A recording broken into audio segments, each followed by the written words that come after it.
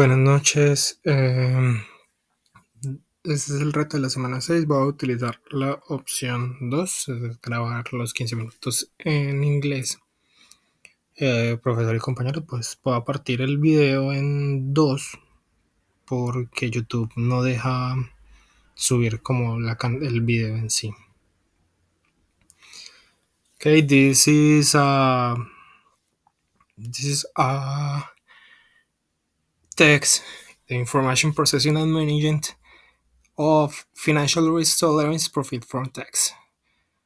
This is authored by Frank Chang.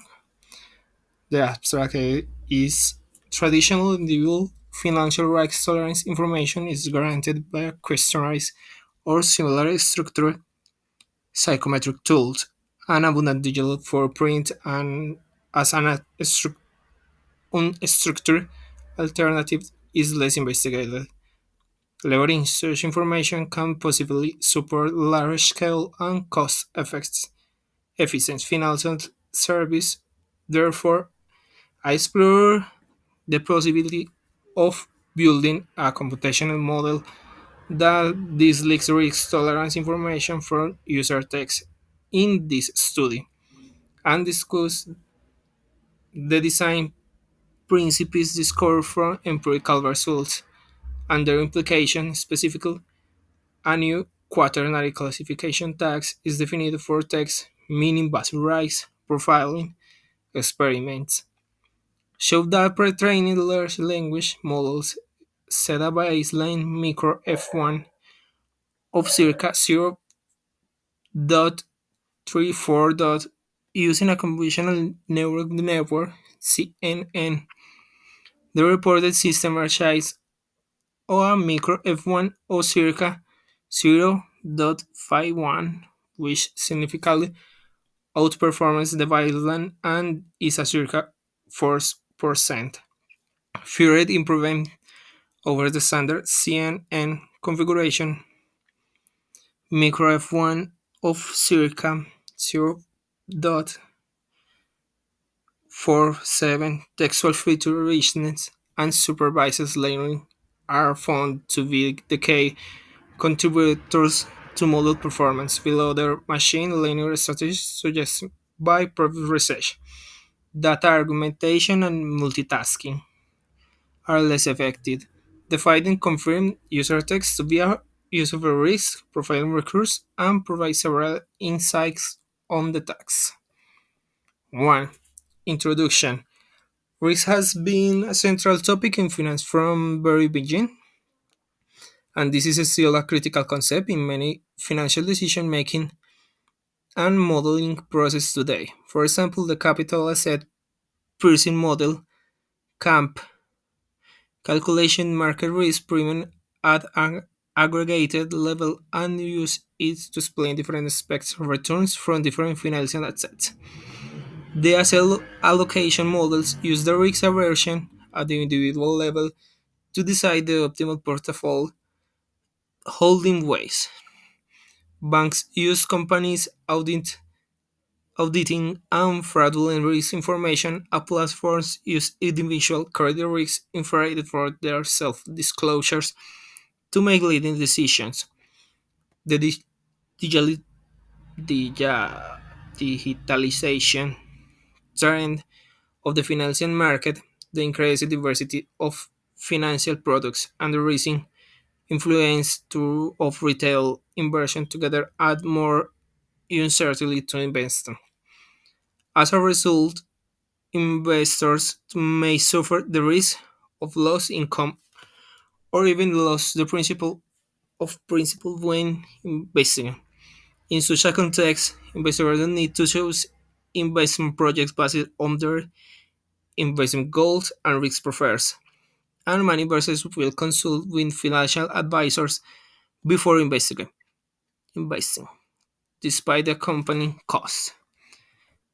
There is a pressing need to leverage the information available and transform financial planning into a more economic and inclusive process. Although risk tolerance is an important factor in financial planning and consulting, a formal definition of it is challenged. Only in recent years have practitioners clearly realized the difference between many risk-related concepts, including risk appetite, risk perception, risk preference, risk attitude, risk tolerance, risk aversion, risk capacity, risk tasking behavior, risk profile, and more. Defines risk tolerance as the willingness to engage in risk behavior is which possible outcomes be negative. Therefore, investors with high risk tolerance are more likely to engage in more.